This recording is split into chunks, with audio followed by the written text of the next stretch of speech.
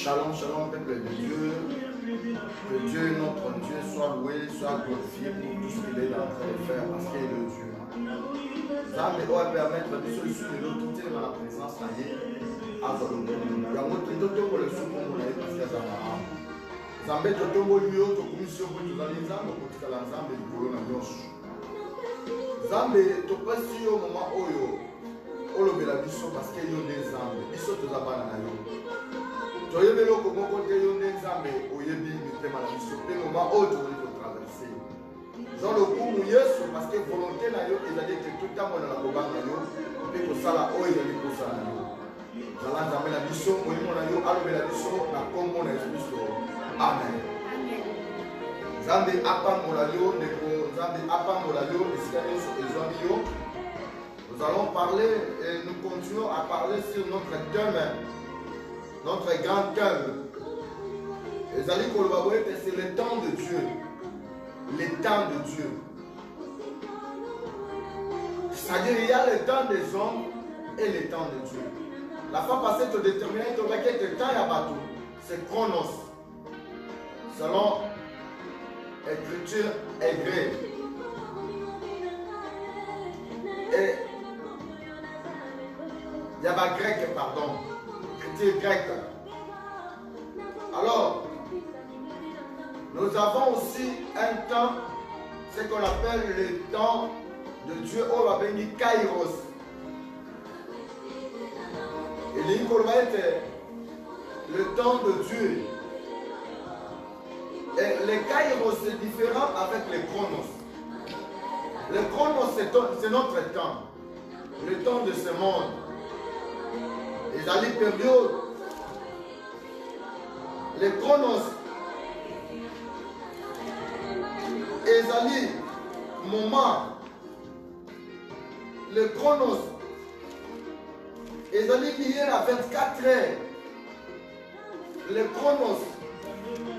Les alliés la semaine. 24 heures comme un journée, mon semaine, le rôle à une semaine, période, le rôle à 3 mois, et année mobimba. Donc, il y en a 365 jours. Tout ça, c'est calculé pour l'homme. C'est le temps de l'homme. Alors, dans le moment à Moutou, l'homme peut planifier. L'homme peut organiser. L'homme peut parler. L'homme peut proposer. Il peut se marier. Il peut avoir des enfants. À cause de succès. Moutou. À cause Koluka, asa lelo komoko oyo ko sepelisa kaka batu na temps na ye. Tout ça c'est lié. L'homme peut proposer. L'homme a côté que je peux voyager, a proclamer ma voyage na ye. A proclamer calendrier na ye. Alors que lelo, je peux faire ça la journée. Et dans 1 mois, il faut la salle à bouillir. Dans une année, il faut la coquille sabouille. Tout ça, c'est le plan de l'homme. Tout ça, c'est dans le calcul de l'homme. Alors aujourd'hui, nous allons parler aussi encore du temps de Dieu. Ce qu'on appelle le Kairos.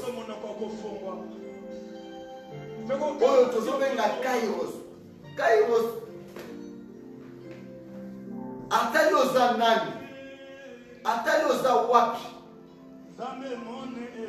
Tu ne peux pas proclamer négatif. C'est pour ça que la Bible me dit les pensées de Dieu c'est différent avec les pensées de l'homme. Le voix de Dieu banzela ensemble et que c'est la banzela ya batu. Makabo oyo bazo kanisa. Agenda ya Nzambe est différent de l'agenda ya batu. Parce que c'est lui le créateur de toutes choses. Nzambe la biso azo lokumu parce que azan Nzambe malamu. Il a voulu aujourd'hui tolobela makambo oyo peut être mutu à comprendre azawapi. Parce que les autres tozolobela le temps de Dieu par rapport à événement oyo tozo passé. Na moment oyo toza na yango. Mokili eza na temps nini? Ezokende wapi? Makambo nini ezosalama na mokili?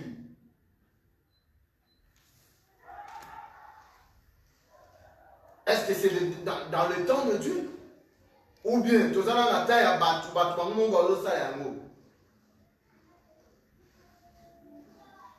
nous allons parler de la volonté de Dieu par rapport à notre volonté. Nous allons parler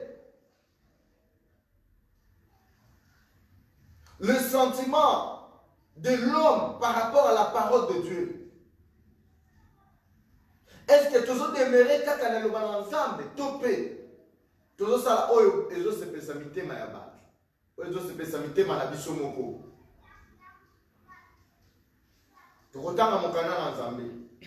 Dans la peuple, oh, ensemble, comment qu'il a retomboqué ensemble? Qu'est-ce que Dieu a fait? Nous allons casser dans mon canal en Nombre chapitre 21. Tu retournes à la 4e chapitre, nous allons lire au nom du Seigneur Jésus-Christ. Il partira de la montagne, car le chemin de la mer Rouge pour contourner les pays des Dônes. Le peuple s'impatientant en route et parla contre Dieu et contre Moïse. Pourquoi nous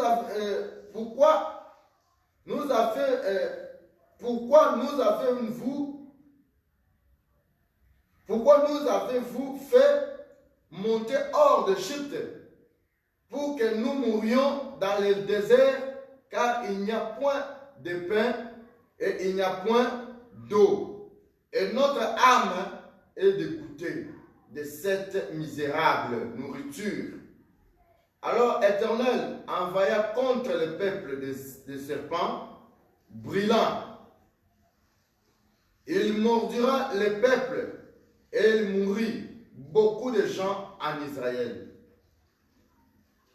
Le peuple vint à Moïse et dit, nous avons péché car nous avons parlé contre l'Éternel et contre toi.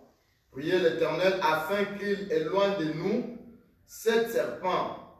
Moïse pria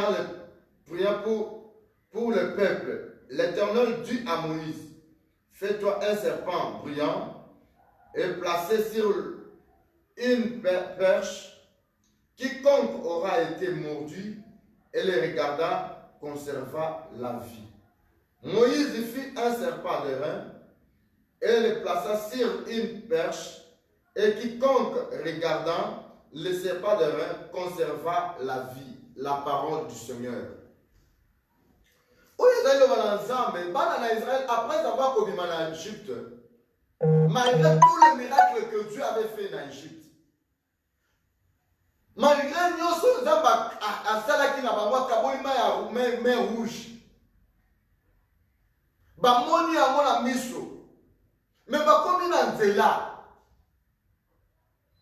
Parce que batamboli ntango molai, parce que bamonaki ete bakomi bango na bango, baza lisusu moto akobeta bango filmu te, baza lisusu misala makasi banda kosala te. Balingi basalela sikoyo posa na bango, balingi basalela sikoyo basentiment na bango, et na kati ya basentiment na bango bakomi kofinga nzambe. Koyebisa Moïse, koyebisa Nzambe te, olingoli biso na mboka na Égypte, okomisi biso awa. Tozonyokwama na nzela, tozozanga biloko ya kolia. Les enfants d'Israël, le peuple d'Israël, bakomi koyeba na insulter Dieu. Comment Nzambe yokola komi ya kawaida? Comment Nzambe lokola komi moninga na bango? Comment Nzambe lokola komi mesano. Bible zoloba. Zamba yoka kikanda. Atindi banyoka. Banyoka yaki esui bango et bomi bango. Puis banyoka dans la section de serpent mortel. Et bomi une grande partie à battre.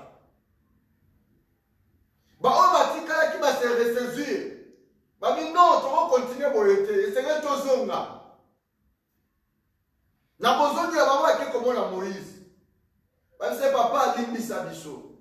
Totomoke la kiyo, totomoke li penzana. Bonde la zambe na yo alimbi sabiso. Bible zoba ke tango Moïse ake kolele boso na Nzambe. Nzambe ayebisi Moïse sala nyoka na motako. Oyo nyonso nyoka koswa ye, soka tomboli miso na ye atali na nzete wana. Bongo ina ye ekobika akokufa lisusu te. Alors nini Nzambe alingi alobela biso lelo par rapport ya moment oyo toza nango, par rapport ya temps oyo tozopasse. Mutule tunaki est-ce que c'est le temps de Dieu pour la makambo nyonso ezoleka na mokili? Est-ce que c'est Dieu qui fait ça? Moi, je peux te dire oui. Pourquoi? Parce que le monde y a l'élo, le gens, babosani oyo bango bazali, babosani mission oyo bayaki nango na mokili. Bato bakomi kosala oyo ezali posa mitema na bango, posa na bango sentiment na bango. Et na kati ya kosala sentiment na bango, bakomi na kotombokela Nzambe. Bakomi komona Nzambe lokola a la capacité de mon côté. Aujourd'hui, les hommes, Bamibali, comme ça là, c'est une chirurgie, le mobile va commencer moi-ci. Tu crois que Dieu, ouais, que là qui alors nous faisons l'homme à notre image et à notre ressemblance. À quel lieu mobile? Yo lumwe olite Nzamba yebe lo côté vomengala comme moi si okuti motu moi si oyo Nzamba kela ki moi si ete abota bana moi si zolinga kobala na nyama moi si baoba na mbwa mosala maboko ya Nzamba oyo Nzamba sala. Alors nous faisons l'homme à notre image et à notre ressemblance. Dieu n'est pas dit que tout ça va nous aider, tout ça va maï, tout ça va les colons la ressemblance. Non, neda. Dieu a dit, faisons l'homme à notre image et à notre ressemblance. Et quand on a dit que Nzamba pas bon la mouche. Allez multipliez-vous, remplissez la terre.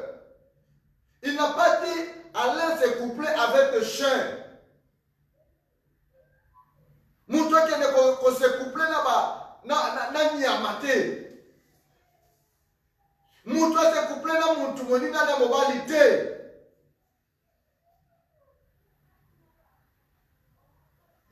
Ndeko, ba période ya boye Sodome na Gomorrhe pe basalaki yango. Nzambe asilikaki. Akitisaki moto. Na tango na Noé, c'était toujours le même. Nzambe asilikaki. Nzambe azaba na moto te. Bible zokomete il est jaloux, c'est un Dieu jaloux. Lokumu na ye akabolaka na moto te.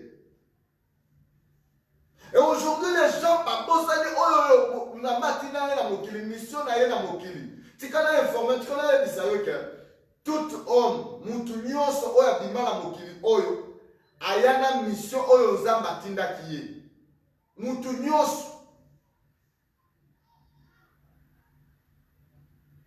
Mais lelo bato bakomi pour ça la bango.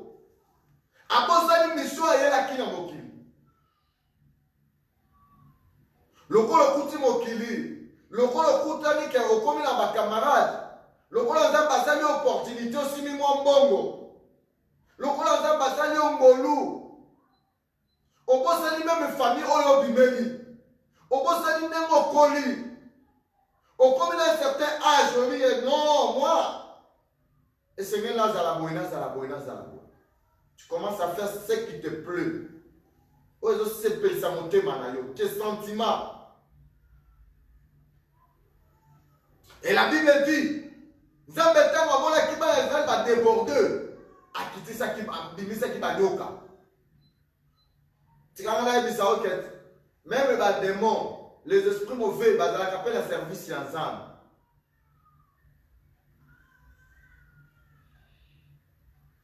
Bah démons, bah la rappelle la service ensemble. Il peut envoyer les démons et détruire yo. A kokotinda ba démons ba sili kamona yo. Donc on dit depuis la banda ko sambela na zo mona changement mais quand il y a yo so ça changement.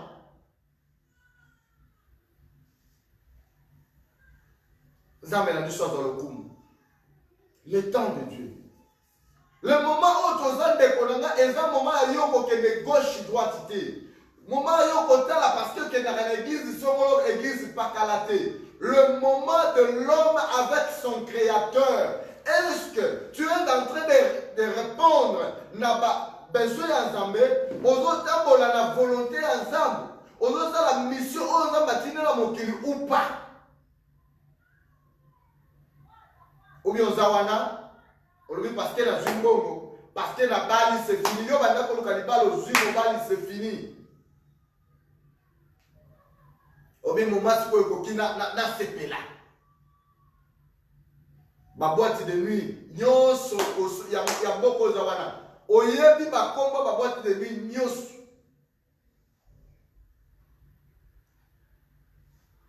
Zamela biso azolo kumu. Tu regardes dans mon canon, 2 Timothée chapitre 3, du 1er au 5e verset. Le temps de Dieu. Le corps. Zambe Azan Zambe, il est jaloux. 2e livre de Timothée, chapitre 3, du 1er la première. Sache que dans les derniers jours, il y aura un temps, il y aura des temps difficiles. Dans les derniers jours, il y aura des temps difficiles. Car les hommes seront les égoïstes, amis de l'argent, fanfarons,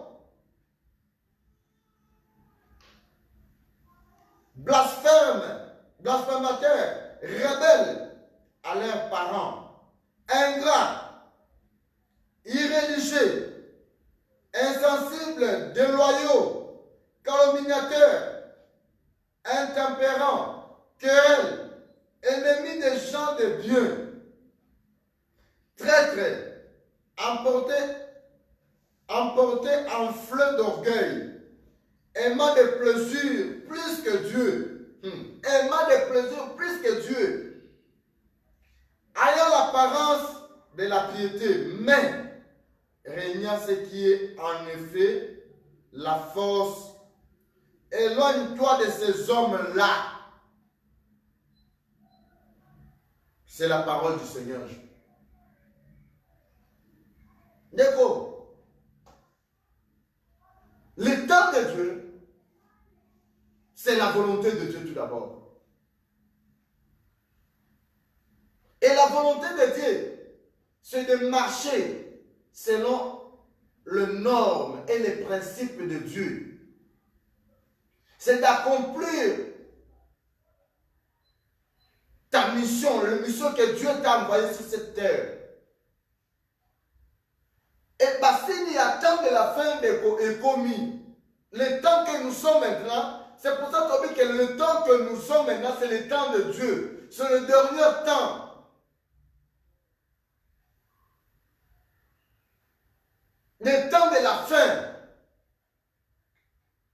Le temps de la fin. Toutes ces choses-là, elles ont ça la main. Sache que dans les derniers jours, il y aura des temps difficiles. Nous avons des temps difficiles partout par là. Tout le coin du monde, bazolela. Et dans les l'élite, les artistes. En Afrique, Afrique, on met à te parce qu'il y a un moment où tu coupes tu mets ça là des gens. Tu sais, tu mets ça là. Il y a des pleurs par-ci par-là. Mais il y a quand même besoin pour préciser ce qu'on a fait dans le mot. Car les hommes seront égoïstes. Les hommes ont yemoko. Et yangana bana nanga. Yangana mwasi nanga. Égoïste. Amis de l'argent. Les hommes. Le poisson mbongo. Pasteur, ngana, toza sur la table nyoko mate. Papa, wane za tango akala to nyoko ma. Mais si ko to nyoko mate. Na yeba ni pe papa, na yeba tanga Bible. Na yeba teya, na zape na onction, abimi atemi wana. Égoïste. Ami de l'argent. Nyoso wana pour la mine. Il faut y pas liaka, il faut y pas zokambongo. Dis-moi quand tu rappelles la poche. Offrande pas mon akayango. Yo kanisa osala musala nzambe njo bande kitunga. L'ami de l'argent. Fanfaron, batwalini koloba mingi.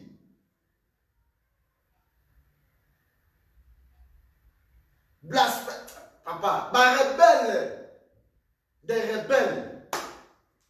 Les lots rebelles baza partout. Les rebelles baza la mboka, va tomber la mboka. Tant sous a déclaré trois villages la bango ya point na bango. Les lots rebelles quand tu na ba église, tu na ba famille. Moi na zo tomber la papa na yi.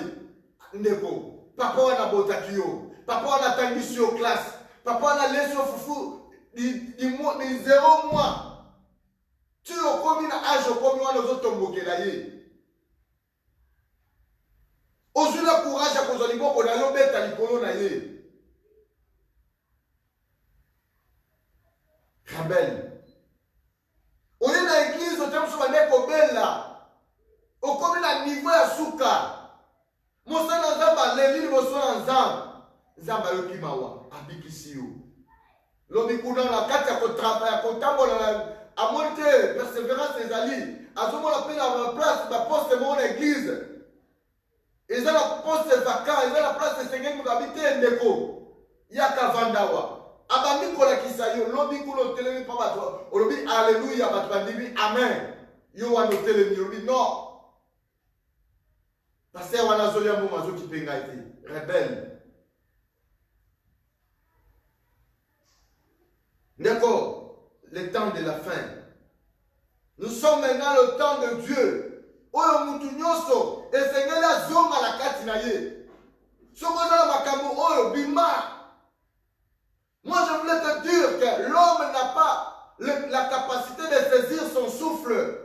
Souffle dans la moana. Nzambe mutu azota musango. Et aujourd'hui si Dieu dit c'est fini et c'est fini. Nyoso zonga la malamu wana. Ba pake na yo wana. Connaissance na yo wana ekosuka na mabele. Bakocha wana cercueil c'est fini. Beauté na yo zala mwana c'est fini. D'accord. Zamba sunga biso. Le temps où nous sommes, c'est le temps de Dieu. Tozonga liboso na Nzambe. Tozokoma na makomi.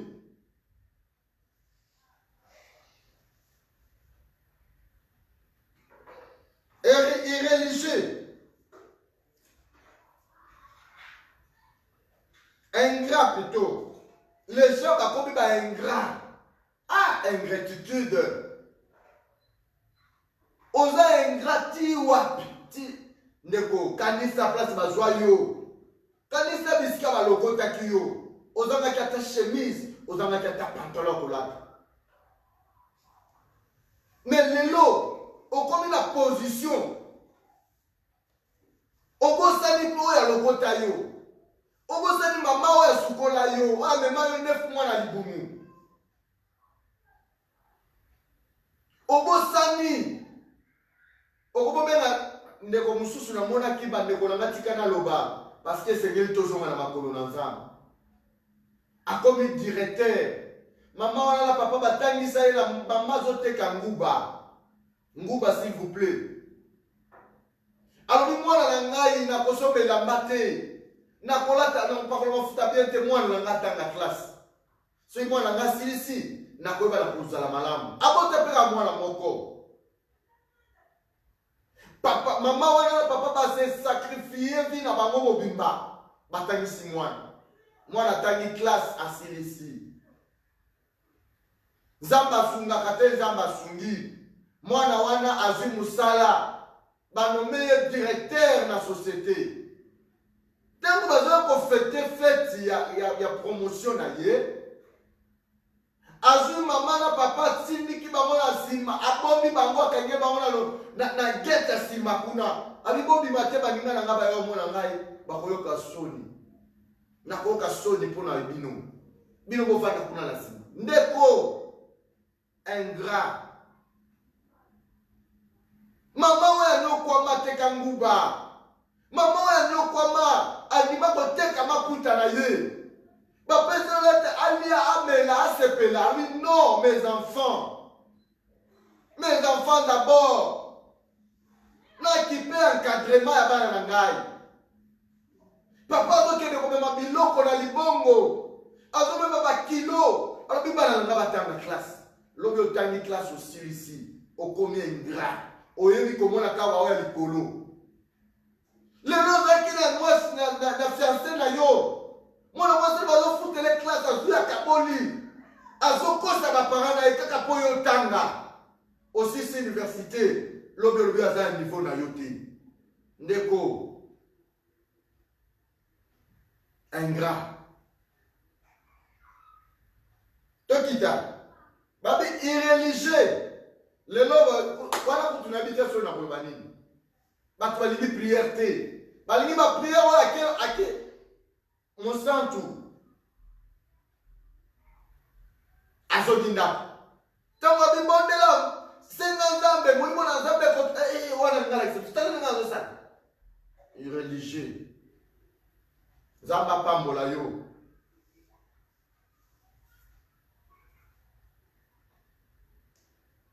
Insensibles, déloyaux, déloyaux, calomniateurs, mon fundi batu, songi paille, intempérat, cruel, mon kanda, ennemi des gens de bien. Nous tous sommes ça, les gamamalam. Yo place aux hommes, nous te me vimbi.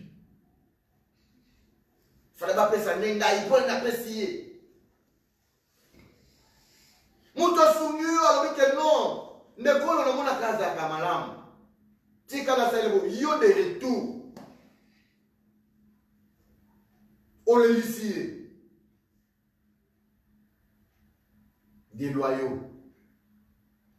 Tout ça, et cela qui la Bible est claire, dans les derniers jours, donc dans le temps de Dieu, le temps que nous passons maintenant, c'est le temps de Dieu. La Bible est éloignée de ces hommes-là. Bimana kacha batuana, kovana la bamonte bakobe bisayo. Les gens de mauvais cœur. Aligné par tous les moyens yo pour beba. D'accord. Dans le temps de Dieu, la mutu opportunité. Atikela ka mutu temps. Alors bisala na temps yo. Mais tant na koya na temps nga mutu akosenga ngai 6 azala te. Tena bana Israël ba komiti na kokufa ebele après avoir kokufa nde ba ye ko yengoso nzambe. Ndipo eza moment yo kozwa conscience ya komona makambo ezosala pour le moment ya kobima na makambo mabe. Pe koyeba kozonga na makambo parce que quand Dieu va se lever tango nzambe akotelema eskize ekozala te.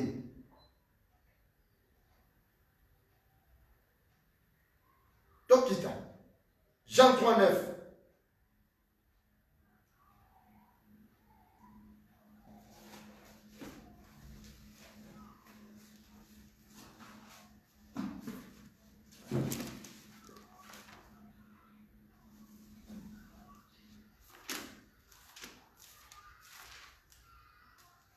Hmm. 1 Jean 3:9.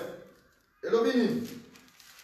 Quiconque est né de Dieu ne pratique pas les péchés. Parce que la sémence de Dieu demeure en lui. Elle ne peut pécher parce qu'il est né de Dieu.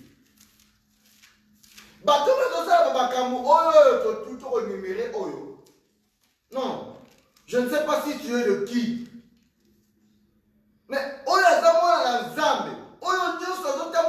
la volonté d'Anzambe pour accomplir le mission que Dieu lui a envoyé sur cette terre des hommes.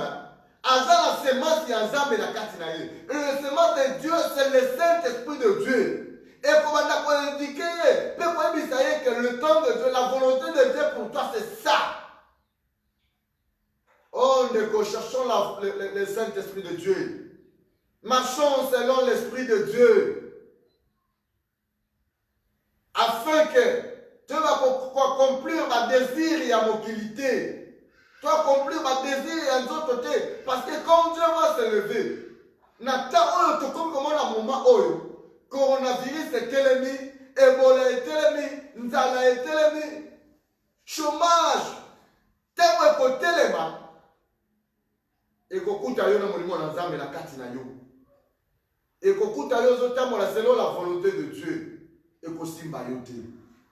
Ata balobi ebomi coronavirus et quand tu as venu na bino et kozwa yo te parce que et kokuta semence na Nzambe na kati na yo.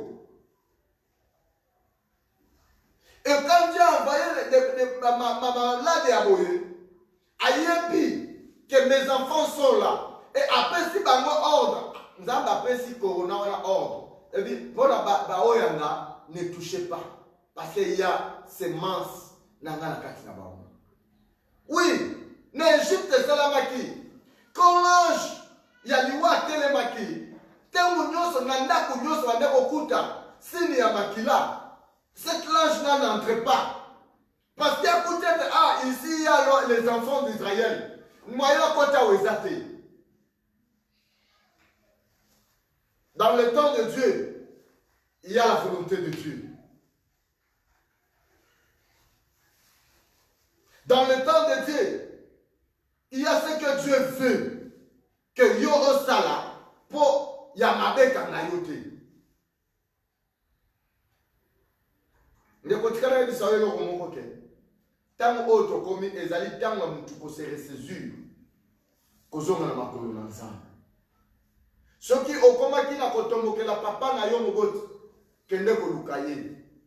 Soko okomaki na kotombokela ndeko na yo, moninga na yo, yaya na yo, ndeko alibota oyo ayebaki na kosunga yo, mais lelo yo tombokeli ye kende koluka ye. Osenga ye bolimbisi. Le temps est mauvais. Tokomi na tango mabe. L'homme n'a pas le maître les assouffles. Il faut gérer souffle aux alentours. Tu peux gérer tout. Mais tu ne peux pas gérer souffle aux de la katina yowana. Au Congo, non, on a un été. Et c'est la konda. Ok, nous sommes bâtis à Okonda au Kondi. Mais aux alentours, il faut que souffle aux alentours. Il y a bon moïté. Jamais. Jamais. Souffle à bon moïté. ça vient que de Dieu. Parce que c'est lui, le seul et l'unique, où il y a la katinayo. N'importe quel bisayo, et dans la biloko mutako sala, et dans la biloko zamba salaka. Maintenant, donc, comme il a parce que nous vivons maintenant le temps que Dieu lui-même a tellement prêté à décider dans Mokili.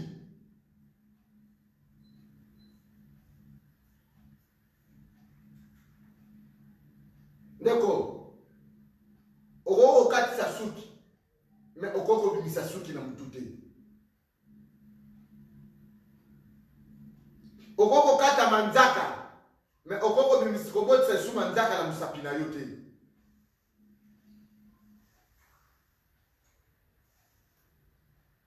okoki na yo kolia mais po santé ya na nzoto wana okoni mokonda kokonda kokonda mais po eya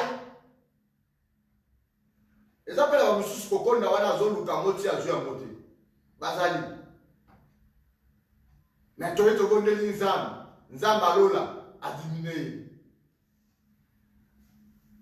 ezala makambo mutu akokosala mais ezala makambo su nzambe kaka yenda kokosala mpo bana na Israele nyoka longwa na kati na bango etika koswa bango bazongaki na makolo na nzambe. Le temps que nous passons, mon cher, ma soeur, mon frère, c'est le temps de retourner vers Dieu, parce que c'est le temps de Dieu. Aya kosenga compte nini osalaki makambo nini osalaki na ntango atikelaki yo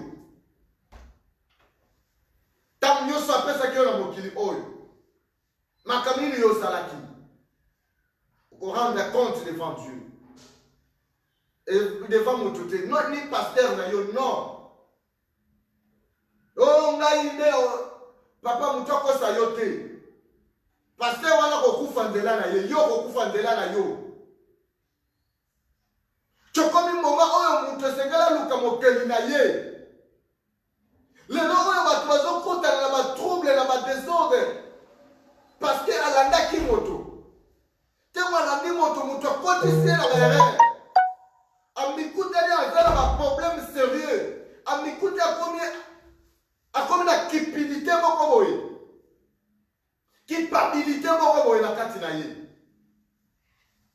awa ye nonga nde naza boye na motikalaka jamais kobongola motema nzambe akoyokelaka ngai suma wa te atala ebele ya bato aboma abingala aza na makili ya bato ebele nakutalaki na ndeko moko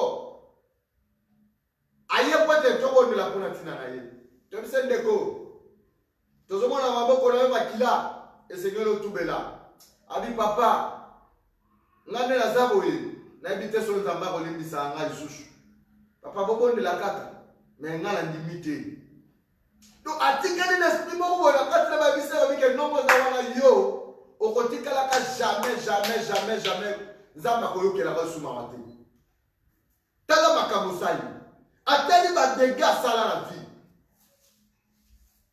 atali basi oyo abebisa atali bato oyo apesaki ndoki oyo akotisala bamagie oyo adetruire bavi na bango abi non me ndeko tikanga na yebiso eloko moko nzambe oyo aza nzambe amawa abi venez à moi vous tous que chargé fatigué je vous donnerai du repos yo ozo se retrouver dans situation boye nzambe lalola atandi maboko il t'attend il te cherche esika nyonso ozali luka mosali na nzambe lobela ye abondela mpo na ntina yo okobika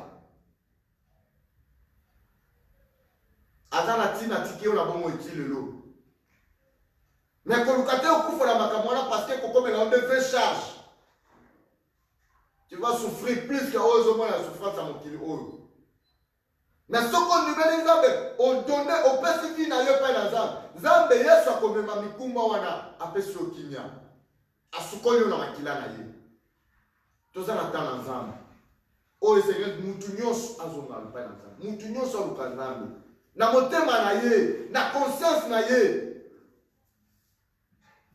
makambo nini ozosala eske eza na volonté na nzambe to volonté na yo eza na sentiment ya yo moko to ezala oyo nzambe apesaki yo osalela. La première des choses, il faut mituna. Quelle est la volonté de Dieu pour ma vie? Quelle est la mission que Dieu m'a envoyée avec ça sur certains hommes? Mission ni nzamba tindela ki yo na mokili oyo. Les autres se retrouvaient pasteur. Les autres se retrouvaient apôtre, archibishop. Nekotika kolanda bakongoli ba pasteur wa likolo. Bangonde balobi ba mokili onde bango likolo. Mais ce n'est pas Dieu. Maintenant, toute autorité vient de Dieu. Mais tout pouvoir ne vient pas de Dieu. Toute autorité vient de Dieu, mais tout pouvoir ne vient pas de Dieu.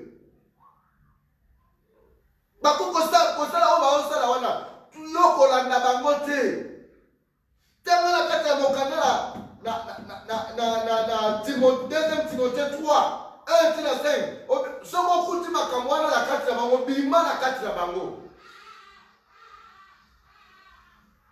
Bima éloigné d'eux.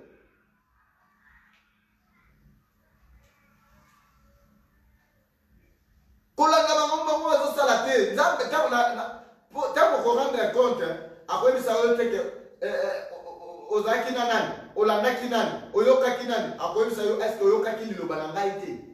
C'est la parole de Dieu. C'est la parole de Dieu. Que oyamonde ko sambisa kabiso. Parce que dans la Bible, pasteur Alain Baïga bakomia wala ndami makambo pasteur Alain Baïga azo sala. Te ba ko bisa oloka oliloba oyo zo bima na monoko na bimi la Bible.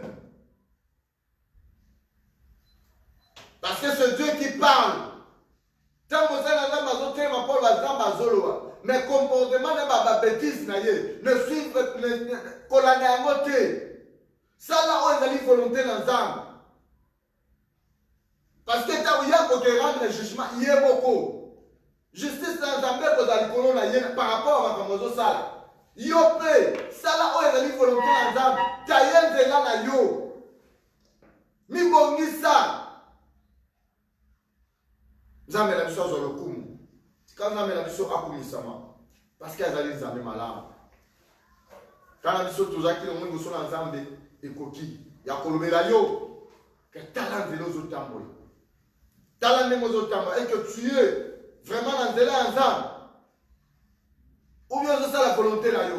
Tu vas dire que passer que volonté là bango va tomber quel Nzambe. Makamuza masali bango. Tu vas dire période d'autres ça pour le moment. Partout au monde, partout là. Dieu lui-même a t'élevé. Il a la capacité de tout. Même de changer ta vie. Quand tu sais que Oyo Zawana Zamba Zangi pour ça les là. Bah Israël va canaliser que bazat de laisser abandonner. Bah comme Luka, bah zone à la vie na bango. Mais yo pour ça les là côté. L'andan de l'anzam, bangazam. Le temps que nous sommes, c'est le temps, c'est mauvais. Tout comme le temps de l'anzam. Zamba qui pakata wa mutute. Ayebi calcul ya mutute. Ayebi calcul na yi. Pour la recourir à Katamouk. Je te dis une chose, Dieu paye les sacrifices. Ça là, un sacrifice, il y a pour la négociation ensemble. Dieu va te payer selon le sacrifice que tu as fait. Dieu ne paye pas. Et bien là, la prière. Mais nous avons tout un sacrifice aux autres salles. Quels sont les sacrifices que tu es en train de faire? Pour nous mettre à mon côté, à Foutayo. Zambe Apambolayo, Zambe Amonayo. Nzambe na lola aiba kosalela yo bolamu tika tokomisi Nzambe na biso pona moment nyonso oyo tobi le temps de Dieu Nzambe akumisama na kombo na Yesu Kristo tobi amen.